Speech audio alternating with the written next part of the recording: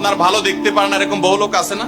এই হিংসা করলে অনেক সময় বদনজর লাগে, বদনজর। আপনার ভালো কিছু হতে আরেকজনের জ্বালা পড়া শুরু হয়েছে, এর কারণে অনেক সময় মানুষ ক্ষতিগ্রস্ত হয়। বহুবার এই সূরা পড়ে তৎক্ষণাৎ একেবারে পড়ার সাথে সাথে আমি কার্যকরিতা আমার চোখে বহুবার দেখেছি। আলহামদুলিল্লাহ।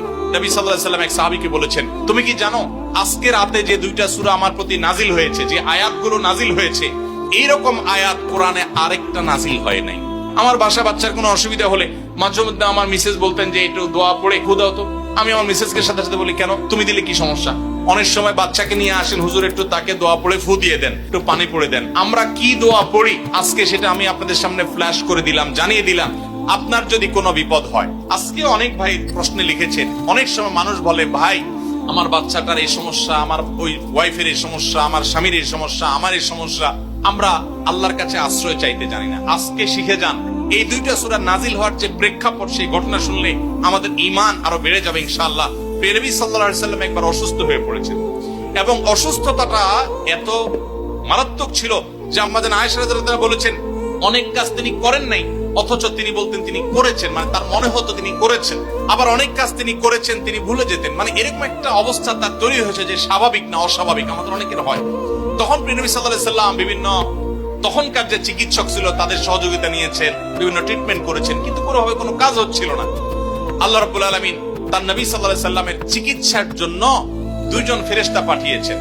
তাদের একজন ফেরেশতা নবী সাল্লাল্লাহু আলাইহি ওয়াসাল্লাম স্বপ্নে দেখছেন যে একজন ফেরেশতা তার মাথার কাছে এসে দাঁড়িয়েছে নবী সাল্লাল্লাহু আলাইহি ওয়াসাল্লামের, আরেকজন ফেরেশতা নবী করিম সাল্লাল্লাহু আলাইহি ওয়াসাল্লামের পায়ের কাছে এসে দাঁড়িয়েছে।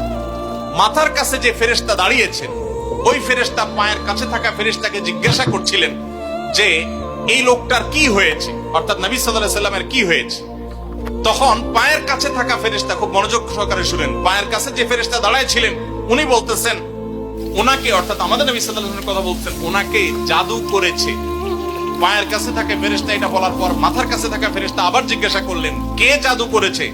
পায়ের কাছে থাকা ফেরেশতা তার নামও বলেছে, লবিদ ইবনে আসম নামে এক ইহুদি, উপর দিয়া মুনাফিক মুসলমান সাজছে, আসলে সে ইহুদি, সে জাদু করছে নবী সাল্লাল্লাহু আলাইহি ওয়াসাল্লাম।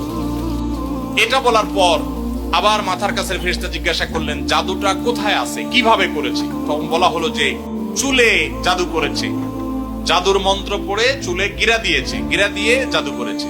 এরপর আবার মাথার কাছে ফেরেশতা জিজ্ঞাসা করলেন, জাদুটা কোথায়, জাদুর সেই সুতাটা, সেই ইয়েটা কোথায় রাখা আছে? তখন পায়ের কাছে থাকা ফেরেশতা, এগুলো আল্লাহর পক্ষ থেকে ওহী নিয়ে আসছেন, ওনারা জানেন, আল্লাহ ওহীর মাধ্যমে তাদের জানিয়েছেন। তো তারা বললেন যে, তিনি বললেন যে সেটা অমুক কূপের নিচে, পাথরের নিচে চাপা দিয়ে রাখা আছে। নবী করিম সাল্লাল্লাহু আলাইহি ওয়াসাল্লামের স্বপ্ন শেষ হওয়ার পর উনি আম্মা জান আয়েশাকে সবাইকে বললেন এই অবস্থা।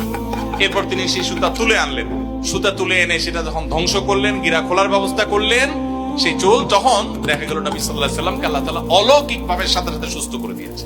আপনি কোন আলিমের কাছ থেকে দোয়া দুরূদ পড়িয়ে নিতে পারেন, পানি পড়া নিতে পারেন, তেল পড়া নিতে পারেন, শরীরে ফু দিয়ে নিতে পারেন, এগুলো জায়েজ। রুকিয়া, ঝাড়ফুঁক বলে, এগুলো